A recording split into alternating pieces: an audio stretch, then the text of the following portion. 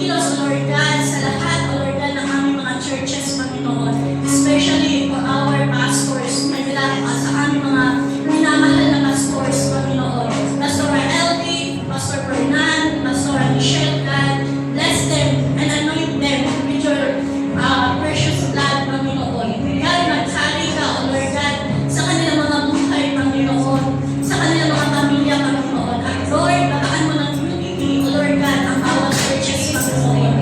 Lord, sa mga panahon, O Lord God, na may nangihina, O Lord God, sa panahon ito, Panginoon, na nag-church, Panginoon. God, bataan mo po kami ng kalakasan, Panginoon. At Lord, ang music team, Panginoon, Lord, anoint them with your blood, Panginoon. Anoint them with your Holy Spirit, Panginoon. At Lord, samahan mo din, O Lord God, ang mag-preach, O Lord God, sa amin. Ang aming pastoral issues, Panginoon. God, bataan mo po siya ng wisdom and knowledge from you, Panginoon. God, anong problema, Lord God, sa bawat puso, O Lord God, sa mga nakikinig, O Lord God, sa aming pastoral, Panginoon. Hallelujah, Jesus, hallelujah. We pray for our family, Panginoon. God, bataan mo po kami ng love. Hallelujah. Ikaw po, O Lord God, ang kumilos sa aming pamilya, Panginoon. Lord, sa panahon na susunod mo, O Lord God, ang bawat pamilya, God, pagkatapin mo, O Lord God, at ikaw, O Lord God, ang magbigay, O Lord God, ng kalakasan, O Lord God, sa bawat pamilya. Pagkaisahin mo, Panginoon, O Lord God, ang bawat pamilya, Panginoon. Hallelujah, Jesus, hallelujah. God, maraming salamat, O Lord God, sa umagang ito. Sa ilang po namin pinakaling ang matas na pagpulit na langalan sa pangalan ni Jesus. Amen. Amen. Tapakan po natin sa ating Panginoon Diyos na mahal. Amen. Hallelujah. Praise the Lord. Hallelujah. Amen. Hallelujah. Pwede pa bang sabihin po natin sa ating mga katabi, we are blessed. We are blessed. Amen. Hallelujah. Talagang pinagpala nga naman ang mga anak ng Diyos. At lalo na pag inuuna ang ating Panginoon. Amen. Isang malakas na palakpakan sa ating Panginoon. Hallelujah. Yes, God. Hallelujah. Woo!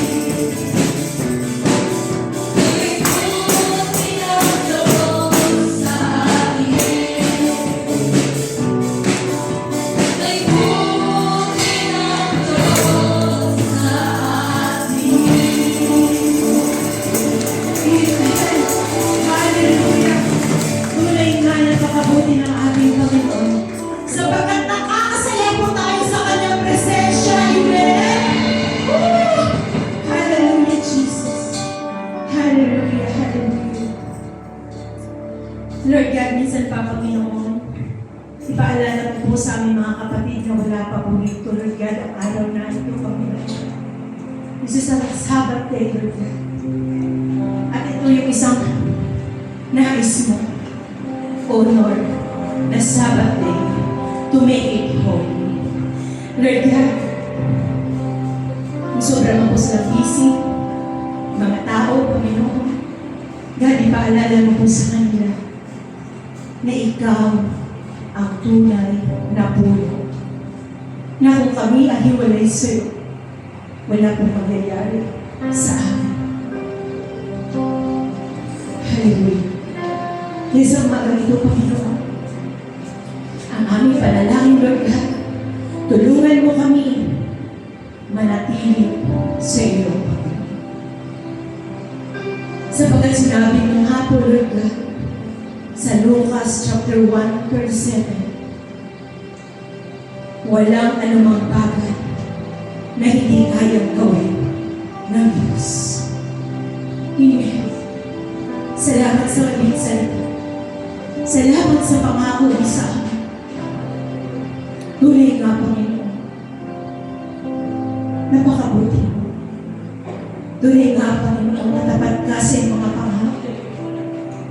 Ilang beses mo na pinaranas sa amin ang mga salitang ito, Panginoon. Iyan din po yung nais namin na maranasan po, Ama, sa lahat ng mga tao sa sanlibutan ito, Panginoon. Kaya gawin mo kami asin at ilaw sa sanlibutan ito. Manatili ang lahat ng tao sa iyo, Panginoon, sapagkat ikaw ay nag-iisang Diyos. Nag-iisang Diyos. Hallelujah. Hallelujah. Hallelujah.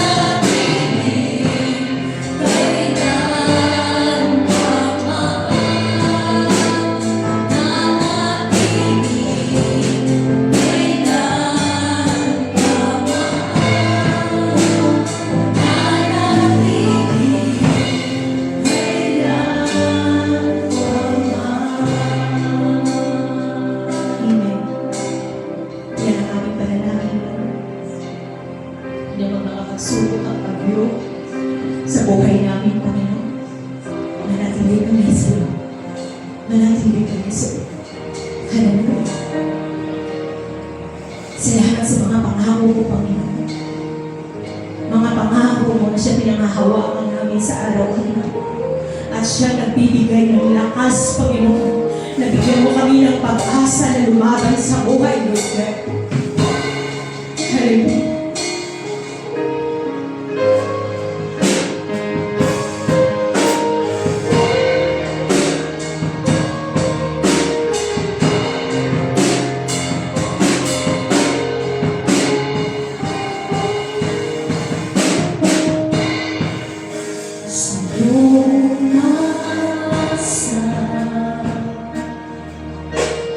Bigang tapat ang sabigan,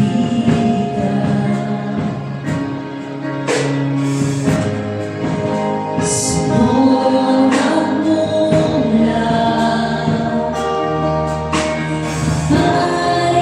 kapayapaan, kabutihan, di kayang sukatin ang pag-ibig mo. Mga pangako mo, ibarakalan. Sa bawat sandali may pag-asa at kalungan. Mga pangako mo, tatay tutuloy ka na. Nananatili ang labis na kalakasan, mga pangako mo.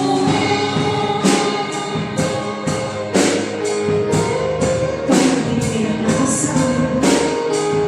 Kaya kami patuloy kalapit sa iyo.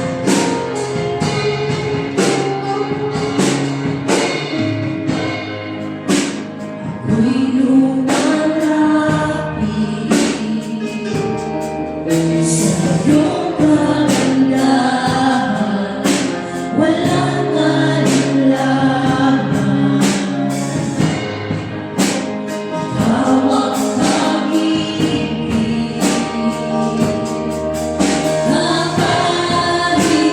kapahingahan, walang di kayang sukatin ang pag-ibig mo.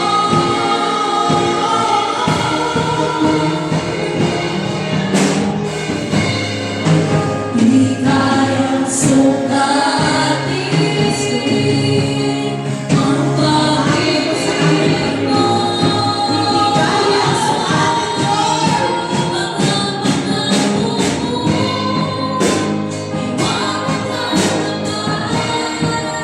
Sa bawat sandali may pag-asa at kalungan. Mga pangako mo, tatay tutuloy ka na.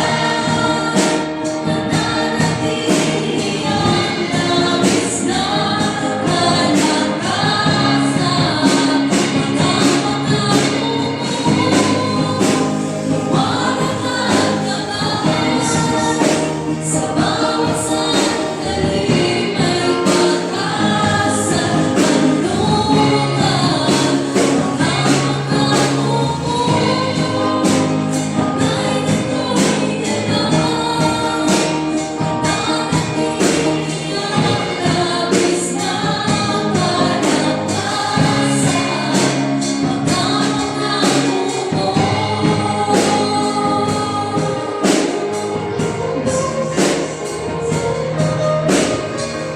Walang ibigay ng lakas sa iyo. Ikaw yung Panginoon. Hallelujah. Oh, hallelujah, hallelujah. Salamat. Salamat.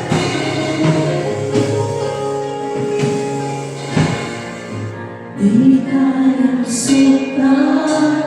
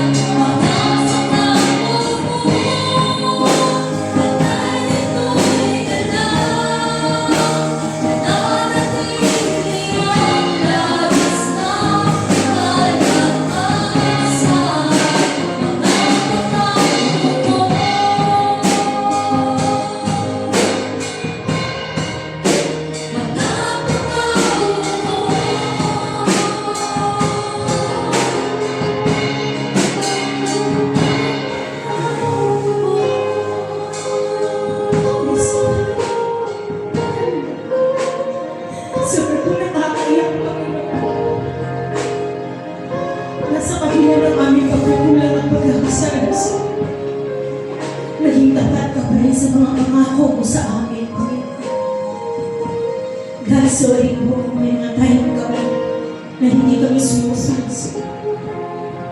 Mga dahil na inuuna po namin ang mga gusto namin. At salamat sa lahat ng pagpapala. Salamat sa lahat ng mga pagsubok na siya pong nagkukorek sa amin. Na siya pong nagtutuwid sa amin para mas piliin namin na manatili at pagbuhakan ng mga pangako. Salamat po ng marami sa araw na ito. Salamat. Sa iyo po ang lahat ng papuri. Masasalamat. At isang ba sa tanging ngalan lamang ng anak ko sa Jesus. Ang lahat po ay magsasabi, Amen! Amen! Hallelujah! Bago po tayo dumako sa pakikinig ng salita ng ating Panginoon, mga announcements lang po. So, every day po nagkakaroon ng prayer discipleship at 7 a.m. at 7 p.m. Ang ating pong service dito sa Golden Hills napapanood po sa ating YouTube channel every Monday at 7 o'clock p.m. At simultaneously po, nung pinaganap ang ating ROGC, Diyosuhan, nandun po ang ating Pastor Fernand. At mamayang hapon po alas 4 sa ating Green Corps at dumaot naman po service. Glory to God. At every Tuesday po, ang men's, nagkakaroon po sila ng discipleship. That's 8 o'clock p.m. Every Wednesday naman po, ang ating midweek service at 7 o'clock p.m. Praise the Lord. At every Thursday po, music women's. Attend po tayo ng discipleship at 7 o'clock p.m. At lahat po ng youth, 8 o'clock p.m. naman po every Friday. So every Saturday po, simultaneously po, ang ating feeding sa Golden Hills, Green Corps at Apawa. Glory to God. Hallelujah. So ngayon po ay buwan na, ano na po bang April, no? Bilis ng panahon. Amen. At since April po ay magkakaroon darating po ang Holy Week. So every year po ginaganap po natin ang 7 last word. Praise the Lord. Ito po ay gaganapin on April 18. That's 10 o'clock a.m. dito po sa Golden Hills. So Good Friday po yan. Attend po tayo 7 last words of Jesus. At ang katayo po, praise the Lord, sa 7 last word ay si Sister Mars, Sister Alice, Brother Christopher, Sister Lilette, Sister Sikayla, Sister Arlene, at Brother Mike. Praise the Lord, lahat po sila ay bago bunga ng ating prayer discipleship. Kaya, praise the Lord, glory to God. 7 po kasi ang last word ni Jesus. Alam ko po, marami pa pong bunga ang discipleship, kaya next year naman po sila. Glory to God. So, April 18 po yan, huwag niyo pong kakalimutan. Pumunta dito, 10 o'clock. At sabay-sabay po namin nilalim ang huling 7 wika ng ating Panginoon. Praise the Lord. Nakapag-relax na po ba? Nakapag-pahinga na po ba? Amen. Sige po, ihanda po ang ating puso sa pakikinig ng salita ng ating Panginoon. Ito po'y dadali ng ating mahal na Pastora Michelle Binuya. Glory to God. Sige po, tayo po ay tumayo. Dalhin po natin dun sa third slide. Okay. Ang ating po ngayon ay mula po sa Matthew 12:40. Ayan. Sabi po dito, kung paano nasa tiyan ng tambuhalang isda si Jonas sa loob ng 3 araw at 3 gabi, ganun din naman ang mangyayari sa akin na anak ng tao. 3 araw at 3 gabi rin ako sa ilalim ng lupa. Panginoon, maraming salamat po sa umagang ito. Sa mga salitang ito ngayon, Panginoon, humingi kami, Panginoon, ng tulong, ang biyaya at habang, Panginoon, sa iyo, Lord. Na ibaba mo, Lord, ang iyong revelation sa aming kalagitnaan. Lord, I humble down before you, O God, that this prophetic word, Panginoon, O God, maihayag ng may linaw, accuracy, Panginoon, O God. At tunay, Panginoon, na maging isang mensahe, Panginoon, sa amin, Lord, na amin magkakaroon ng transformation ng aming buhay. Samahan niyo po kami, Panginoon, sa buong umagang ito, Panginoon o God. Salamat po, kayo ang maitaas sa aming kalagitnaan. Ito po ang aming dalangin sa pangalan ni Jesus. Amen. Sige po. Bago po tayo po, isipin niyo po ngayon, ano ba yung itsura ng tao na pag magtutulak po kayo ng malaking bagay, kunwari, itutulak kayo sa harap niyo ng mabigat. Ano ba ang itsura niyo doon? Di ba? Puposisyon niyo yung kamay niyo ng ganyan, tapos susulat kayo. Kadalasan, pagka magtutulak ka, lalo pag grupo kayo, sasabihin niyo pa, okay, 1, 2, 3. Sabukan natin ha, tingnan natin mga itsura natin. Mabigat. Sige yung mabigat. 1, 2, 3. Sige po, kumupuna po ang lahat. Diba no? Ang bigat. Sa umagang ito, nawa, kung ano man yung dala-dala natin na mabibigat dyan, tanggalin na natin sa ating buhay. Amen po? Hallelujah. At balik tayo sa first slide. Tayo po ay, ang ating pamagat po ngayon ay God's 3-day pattern. Yan. Kaya pina-1-2-3 ko po kayo. Kasi merong 3 araw. You know, ang number 3 po sa Panginoon, isa to sa mga perfect numbers. And ang ibig sabihin po nito ay completion. Kaya di ba pag nagtulak ka, 1, 2, 3, pangatlo nyo pinakailangan, gumalaw na. Amen.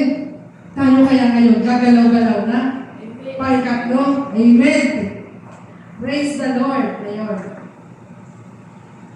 Sa second slide po, makikita po natin dyan is iba't ibang senaryo. Maaring hindi nyo maunawaan.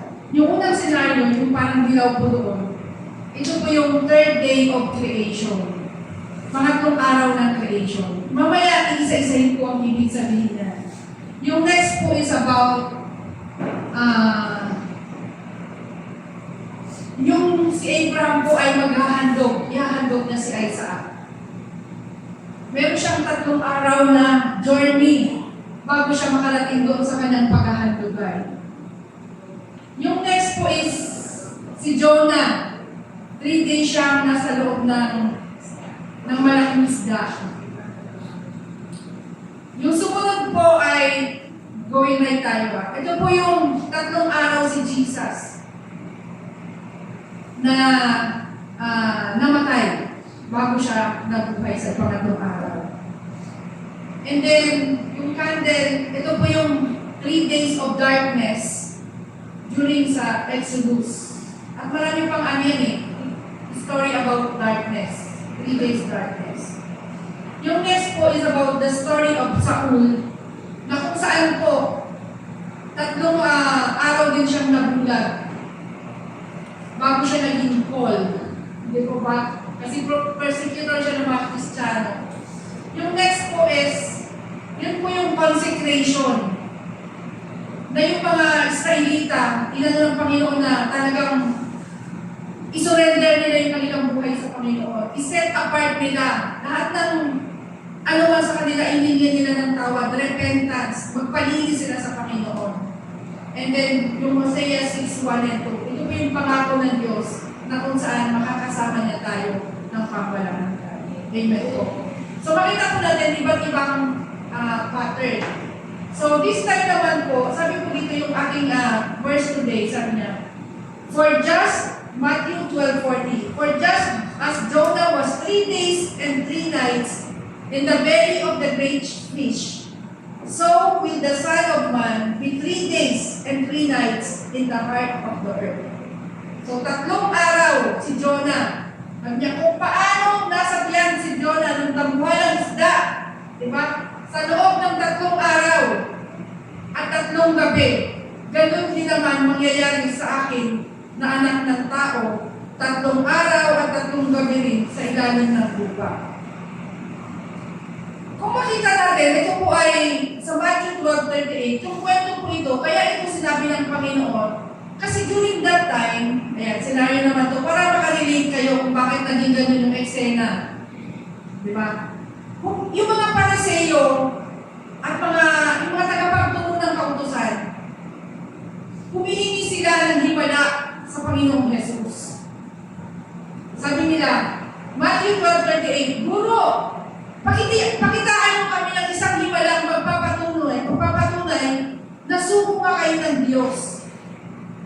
gano'n. Gusto nila may pruweba. Di ba? Yung mga Pariseyo.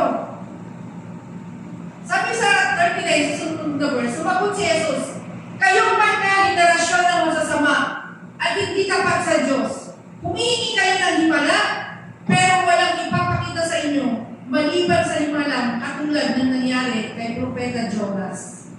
So nakita niyo po, sabi niya, kayong mga henerasyon ng masama, hindi tapat sa Diyos. Sa totoo lang, ganito din yung henerasyon natin ngayon, di ba? Subukan mo, i-share mo ang salita ng Panginoon, magtatawanan ka pa. Di po ba? Iilan lang yung pag talagang i-welcome ka. Yung iba haharapin ka, pero sa totoo lang, at the back of their mind, tingnan mo itong mga ano to, oh. Di ba? Kaya sabi ng Panginoon, the very same that experienced the Lord. At ang kaharap niya dito, tagapagturo ng kautusan. Imagine mo yun, ha? Sila yung nagtuturo ng kautusan, pero hindi nila kilala yung nasa harapan nila. Nakita niyo po? How much more yung sa henerasyon natin? Kaya sabi nila, sabi ng Panginoon Jesus, kayong henerasyon na masasama at hindi tapat sa Diyos. Humihingi kayo ng himala, pero walang ipapakita sa inyo maliban sa himalang katulad ng nangyari kay Jonas. Ano yun? Yung sabi nga ng Panginoon, kung paano nasa tiyan ng tambuhan ng isda si Jonas sa loob ng 3 araw at 3 gabi, ganun din naman mangyayari sa anak ng tao. 3 araw, 3 gabi, din ako nasa ilalim ng lupa. Ano ba yung paulit-ulit kong binabanggit itong 3 araw? 3-day pattern sa ating kapanahunan. Sabi ko kanina, number 3 signifies ng completeness or perfection. And the points to what is solid, real, and substantial. So, at ito 3 days na to, may pattern siya. Later on, ipapakita ko sa inyo, ano bang may pattern itong 3 days na to? Actually, ilan lang to sa mga 3 days na nababanggit sa Biblia. Yung pattern niya, ito yung kanyang symbolic significance. Una, the first day is the trial, second is transition, and the last is transformation. Sa lahat ng binanggit ko kanina ng mga scenario, events sa Biblia, na nagbabanggit palagi on the 3rd day, di ba? 3 days palagi. Makikita palagi ang una, trial. And during the time of trials, nandun yung shaking, sifting, and darkness. Mamaya isa-isahin ko ulit. Ano nga sa trial? Nandun yung shaking. Pag sinishake mo, di ba? Inuuga. Myanmar, Thailand. Ito yung mga recent ngayon. Alam mo, New York, parang mayroon din. Ito yung mga latest ngayon. The world. Ang mundo natin sinishake ngayon. Katulad ng isang sinasala, di ba pag nagsasala tayo ng harina, para matanggal natin yung pinong-pino lang, ililigid natin siya. And there is darkness. Kapag nasa trial ka, madilim, problemado ka, confused ka, hindi mo alam kung anong gagawin mo. Yung mga desisyon mo, dahil hindi mo alam, patong-patong na pumapalpak. Because you are in darkness. The second day, nagkakaroon ng transition. And during the transition, mayroon itong divine intervention. Kumikilos ang Panginoon. Kasi sabi nga sa 1 Corinthians 10:13, walang pagsubok na hindi pa naranasan ng iba.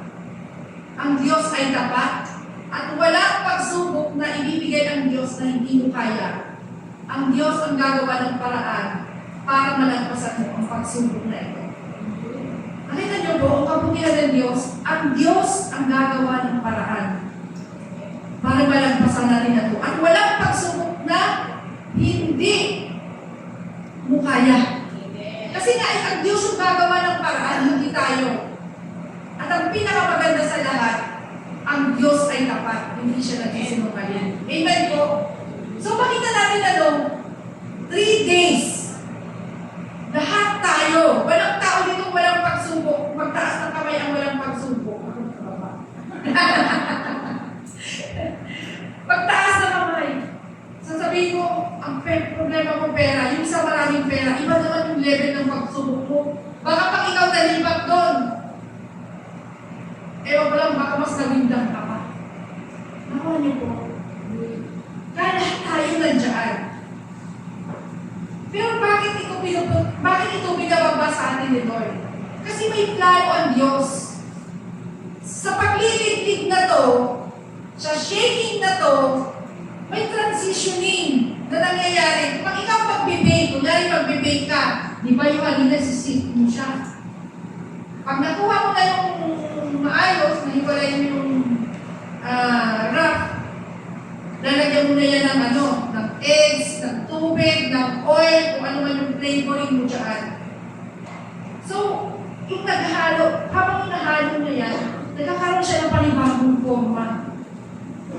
And then, itatransform siya. Pag niluto mo yan, isang masarap na tinapay na cake, kung ano man yan. Amen po ba?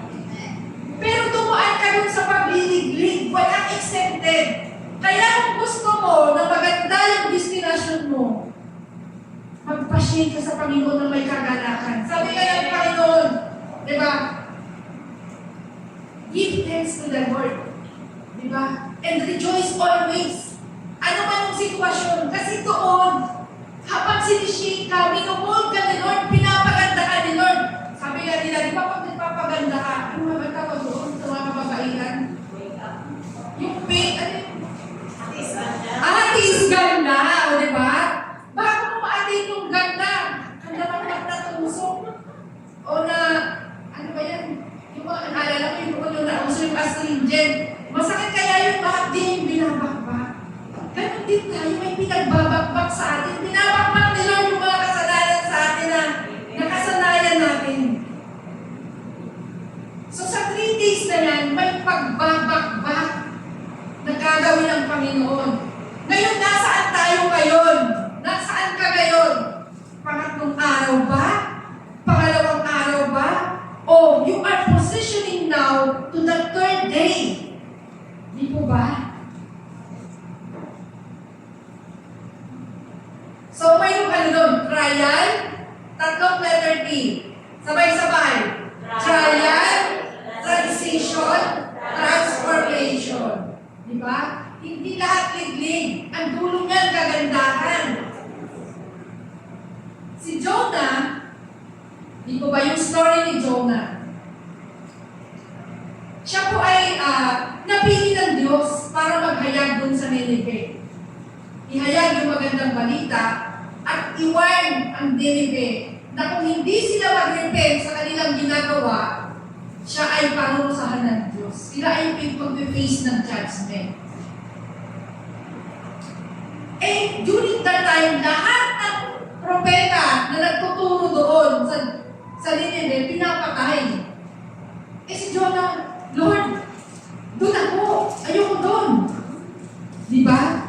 Other direction, pinuntahan niya. Pagsakay niya ng barko, ang nangyari sa kanya, bumagyo. Nang bumagyo, nadamay lahat, halos lumubog. Sabi ng mga nandun naitapon na lahat ng karga, shaking pa din. Walang tingin pa rin ang bagyo. Sabi ng sino ba yung may kasalanan dito? Ito si Jonah kasi hindi natutulog. Di ba minsan pag may mga kasalanan, yung tayo-tahimik para hindi mahalata. Tutulog siya. Bandang huli umamin siya na siya yung may kasalanan.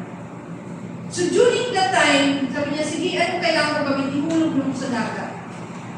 Nung ihulog siya sa dagat, imagine mo yun, ihulog ka sa dagat. Talagang expected mo, ocean niya, malulunod ka dyan.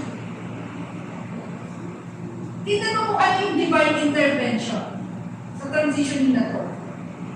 Sinalo siya ng isang malaking isda. At yung malaking isda na yun, imposibleng mabuhay ka doon. Lamunin ka kaya ng isda. Di po ba? Pero at Diyos makapangyarihan. Kahit sa mga imposibleng bagay, kayang gumawa ng himala ng Diyos. Ano man ang kondisyon ko ngayon? Patong-patong na problema, sakit dito, sakit doon, walang laman ang bulsa. Di po ba? Confused ka, hindi mo alam kung anong gagawin mo.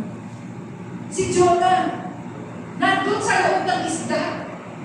Dapat patay siya doon. In darkness, mag-isa ka pala sa tiyan ni Lamon. Ano kayang nararamdaman mo nung time na yun?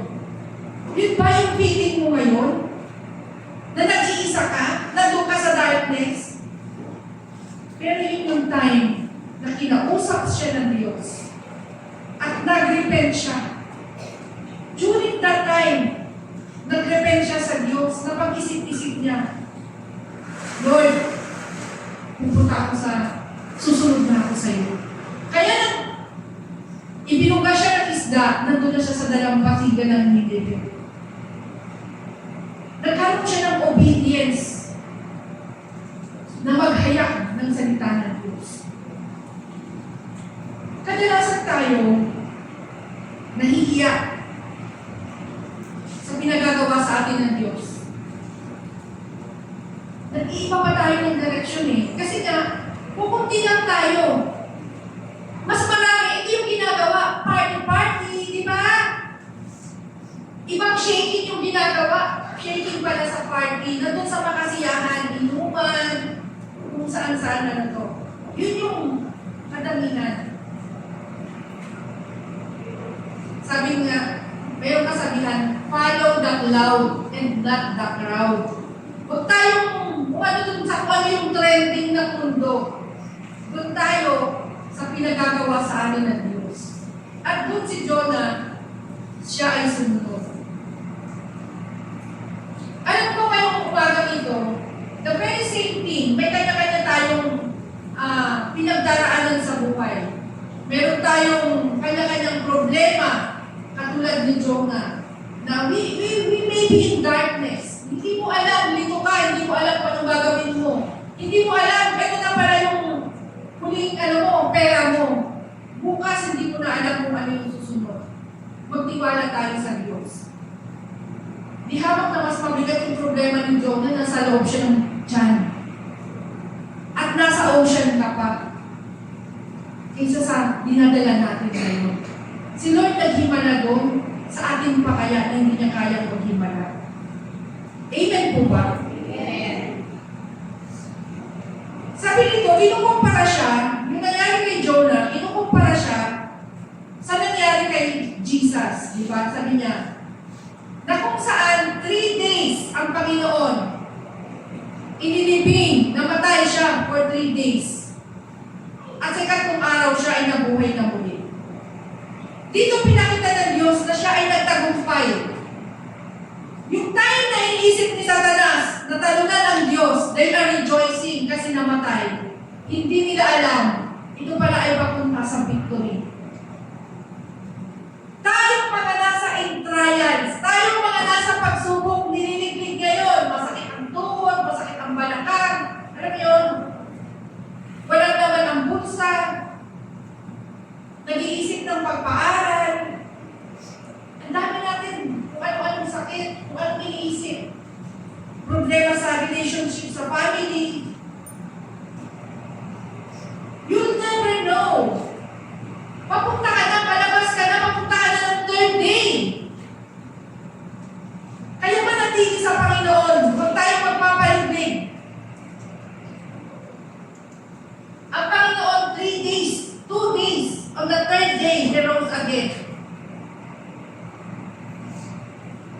Kaya nga yung sineselebrate natin na Passover ngayon, yung itong mahal na araw, di ba? Friday, magkakaroon tayong 7 last words, Saturday and Sunday. Hindi man ito completely 72 days, but it represents the death, burial, and the resurrection of the Lord Jesus Christ. Yun yung sinasabi mo sa verse na ano natin. In 1 Corinthians 15 verse 3,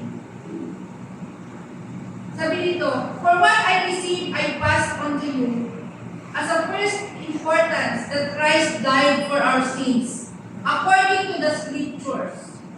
That He was buried, He was raised on the third day, according to the Scriptures, and that He appeared to Cephas, and then to the 12. So, ikatlong araw, this is the story. The third day is the story of victory. Amen po? So we should rejoice. Hindi lahat ng oras nandun ka sa day 1 at day 2. May pag-asa that day 3 is victory. Naalala ko noon, kausap ko si Pastor Richard, bago po kasi ako napunta dito, nasa River of God or Pigas ako. And naging principal po ako doon sa River Spring.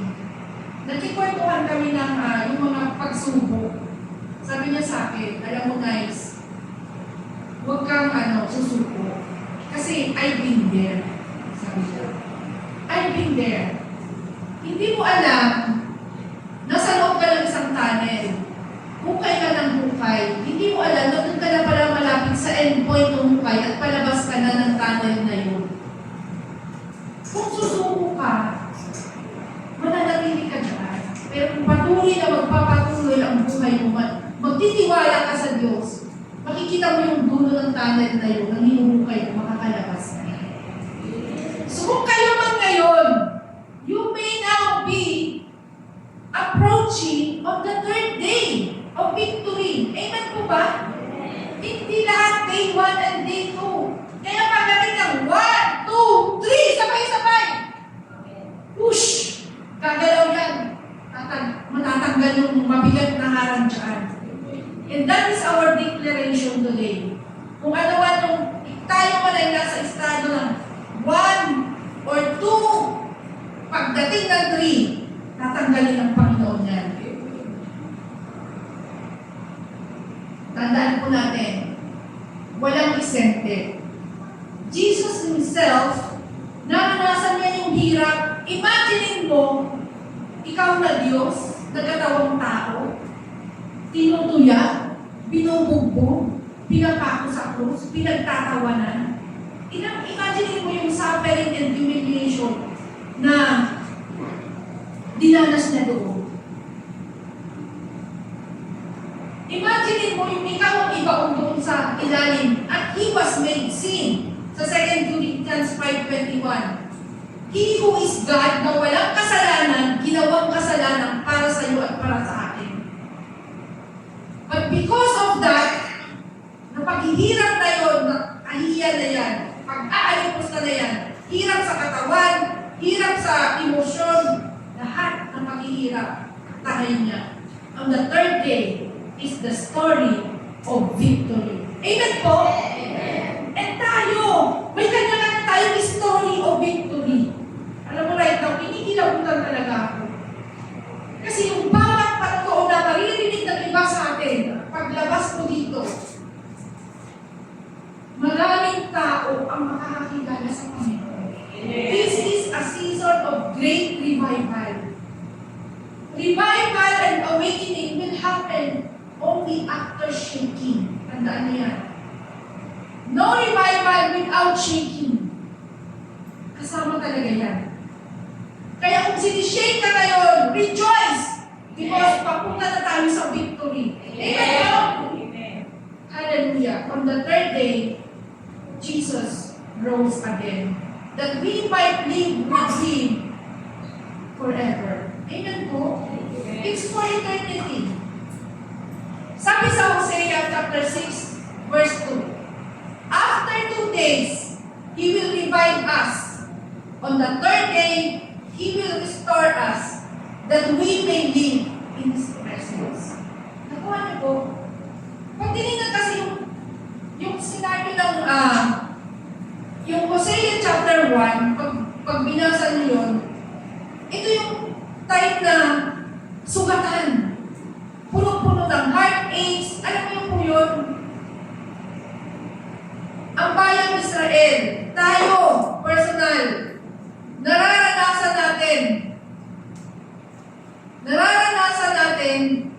hirap ng kalooban. Kaya sabi sa Hosea 6:1, sabi niya, "Come, let us return to the Lord. He has torn us to pieces and He healed us.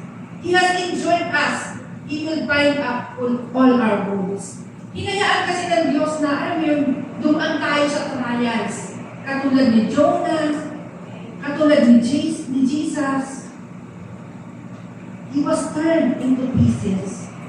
And yet, the Lord heals us. He has endured.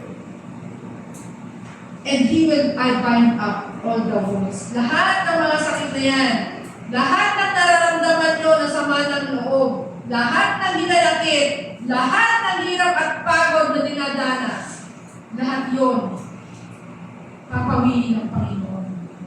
Praise the Lord. Hallelujah. The third day is the day of importance in the Bible. It is a measurement of time, celebration, and significance. Kaya kung makikita niyo dito sa atin, di ba, ibang-ibang events man ito na inihayag ko kanina sa inyo. Mayroon siyang time frame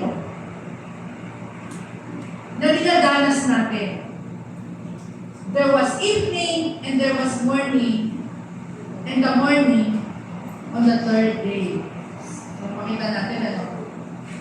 Hindi lahat habang buhay na doon ka sa kadiliman, darating ang umaga. Kaya may kanta, may bukas pa. Amen? Praise the Lord.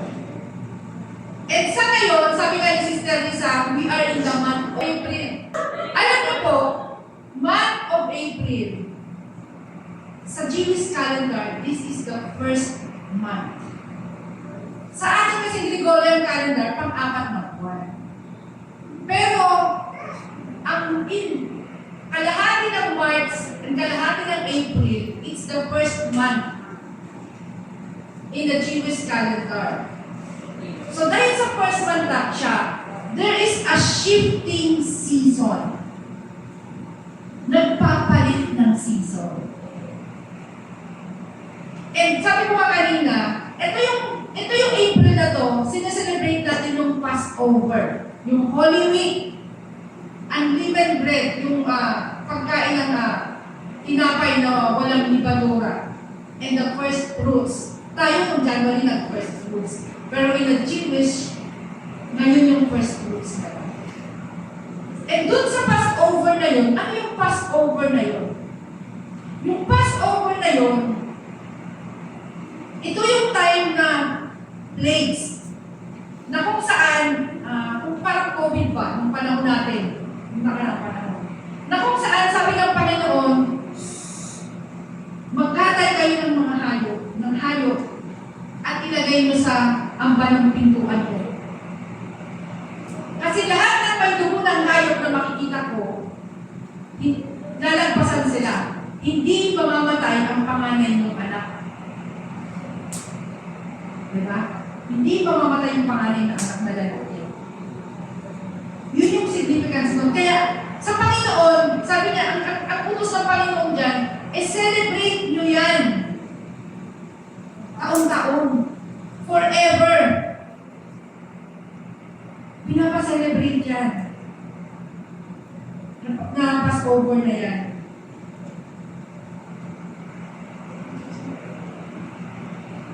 May significance kasi yan. Kung tinitignan nyo, pero next week may communion tayo. May pag sineselebrate yan, may two symbolic. The wine and the bread.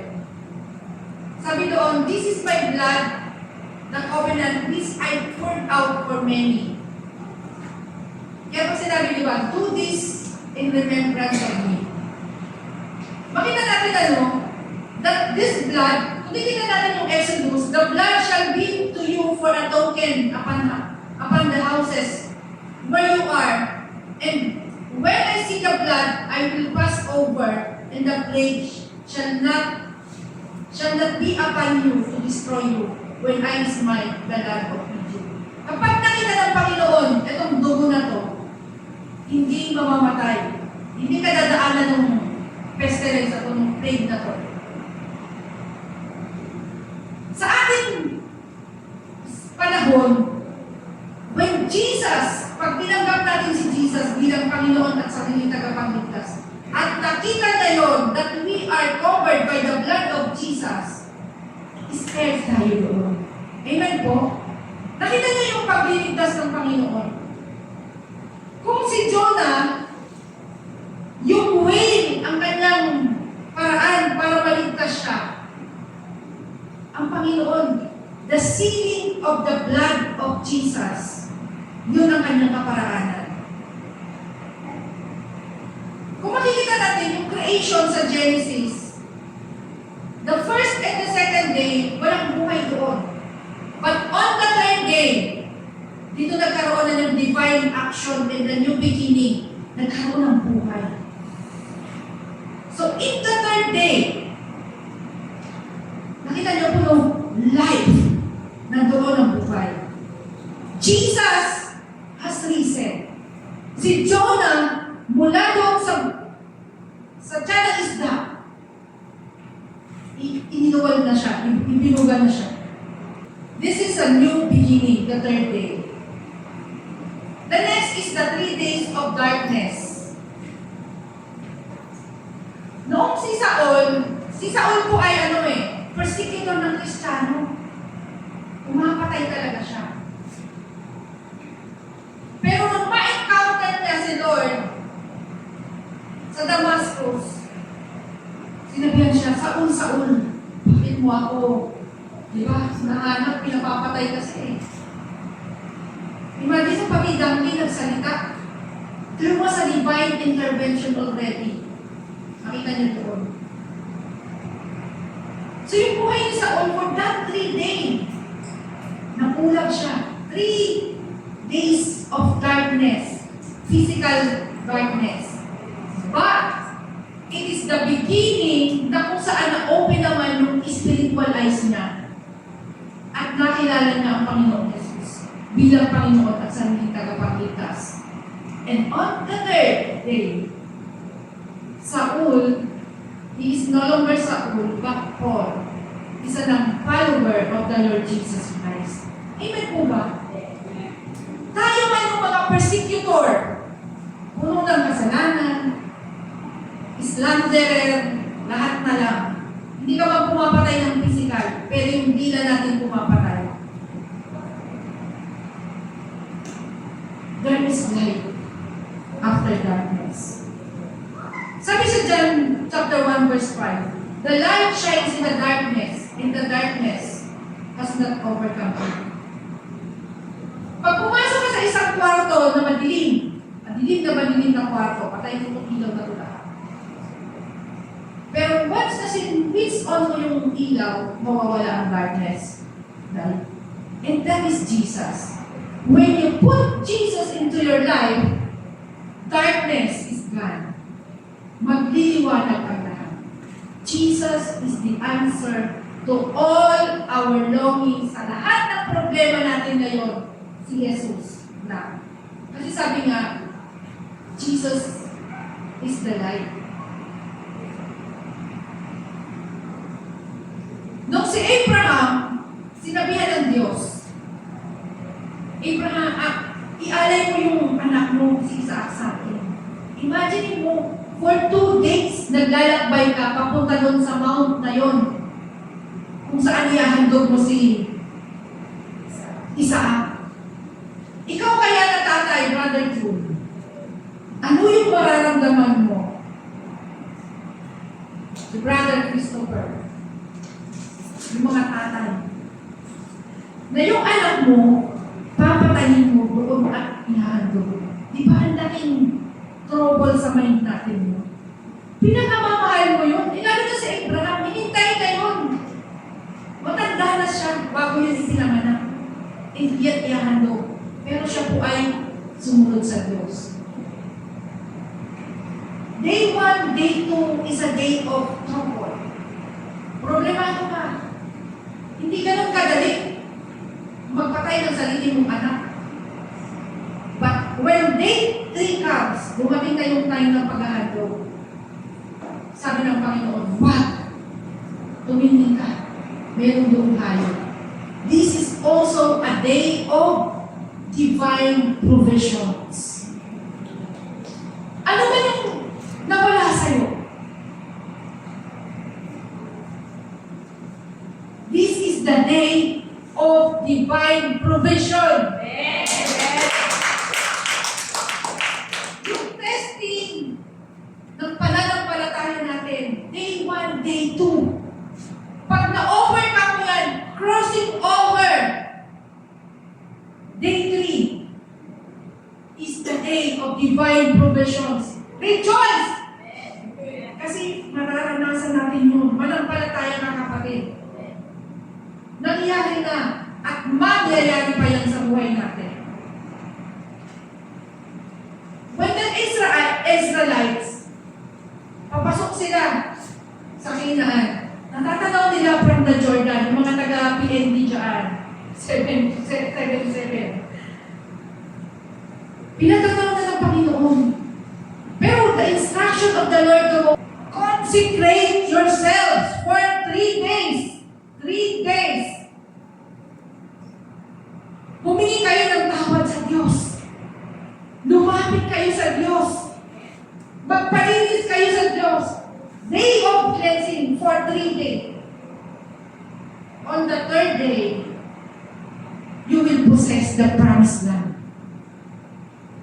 Mga kapatid, today is the day of consecration. Naniniwala ba kayo? Lahat ng naniniwala na today is the day of consecration, tumayo po sa Panginoon. Alam niyo po, when you consecrate yourself to the Lord, you set apart yourself. Humihalawalay ka doon sa takbo ng mundo. Humihiwalay ka doon sa pangarap mo. Sumusunod ka sa kalooban ng Diyos. Pero kung hindi ka pa ready, it's fine. Pero kung ngayon ay ready ka na to be consecrated with the Lord, and you are ready for the story of victory on the 3rd day, tayo po ay mag-consecrate. Sige po, at tutunin natin yung I surrender. This is the time. Isipin po natin ngayon. Alam niyo po, nung ginawa ko ito, I was in Tagaytay.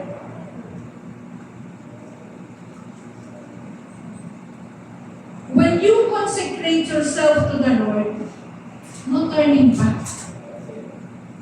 Wala na pong balikan yun. Kaya kayo palang isipin nyo mabuti. Kasi God is sealing His people. Kung paano yung dugo doon sa amba ay pinapahid, this is also sealing of God's people. In the book of Revelation, kung paano ang mga 666 tinatatakan, God will also seal His people. Kaya nga bago sila pumasok dun sa promised land, there was a 3 days of consecration. Sige po. Ilapit po natin ang ating sarili. I surrender all. Let us surrender our lives to God. Mukurabashi-kirayan diri-bishi-diri-bishi-kirabayan. Narabayan diri-kirabasyakarabayan diri-basakaran. Puro-boshu-kurabayan diri-bishi-kirabayan diri-kirabayan. Karabayan kurabasyakarabayan. Those who are willing, please step forward.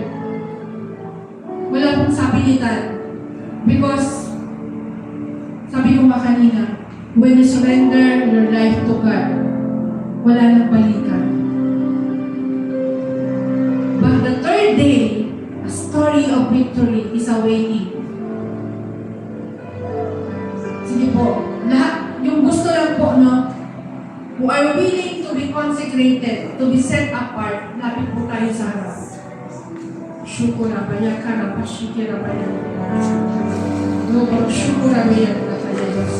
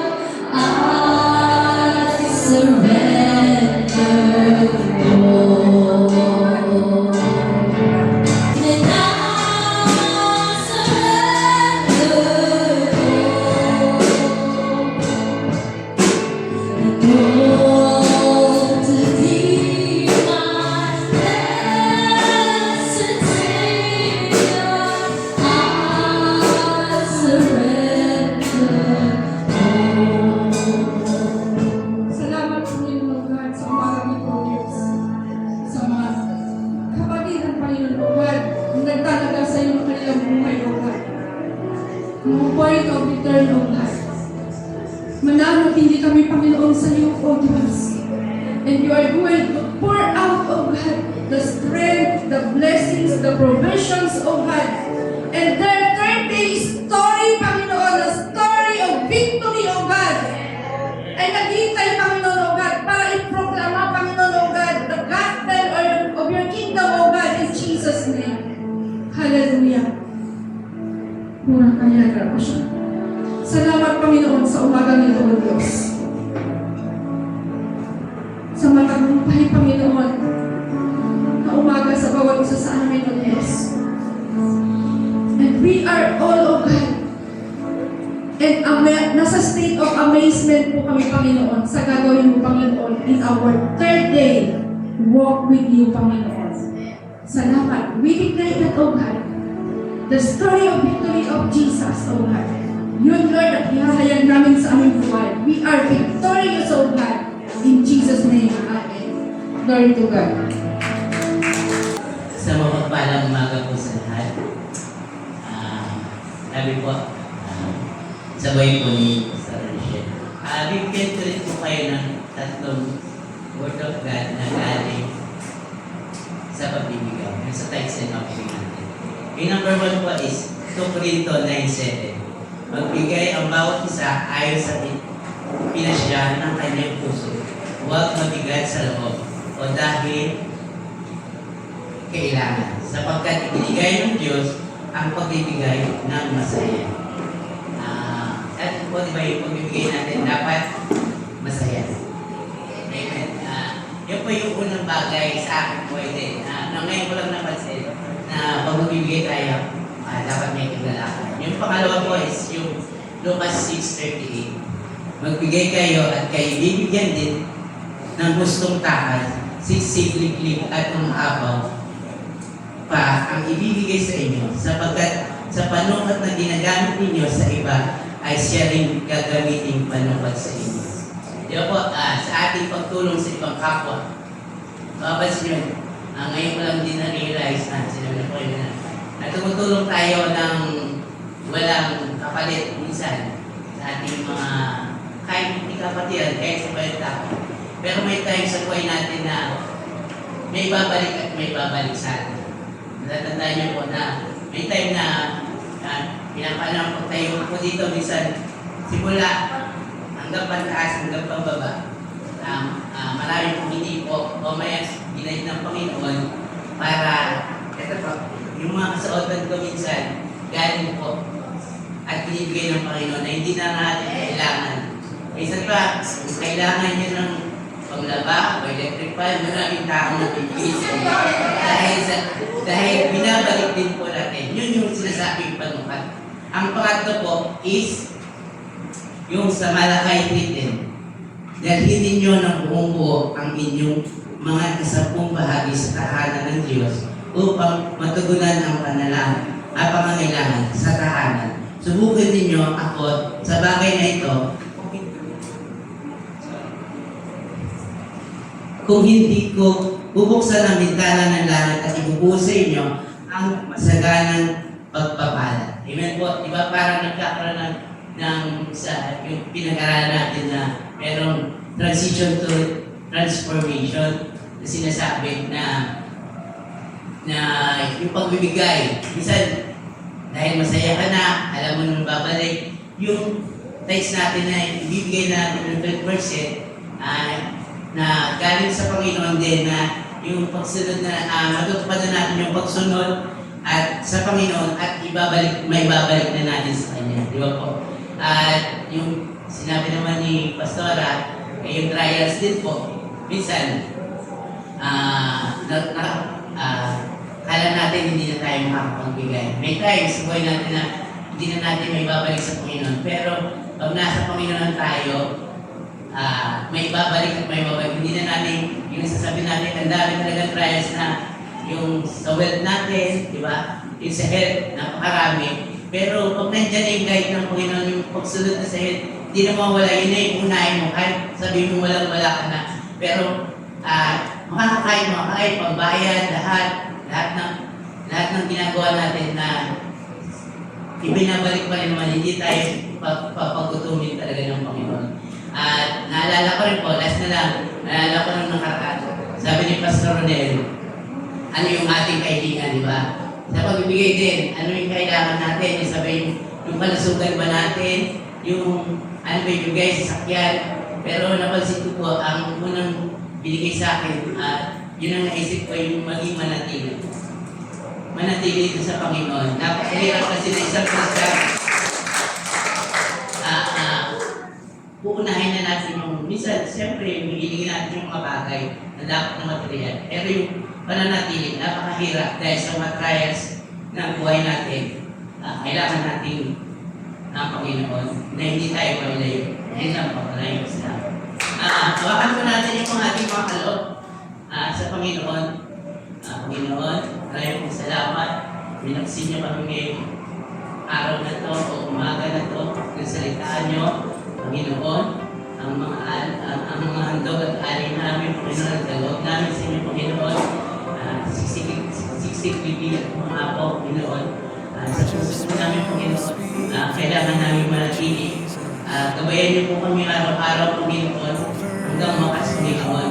Andito po kami umaasa sa inyong at nagsusumako, Panginoon. Maraming salamat sa iyo, Amen.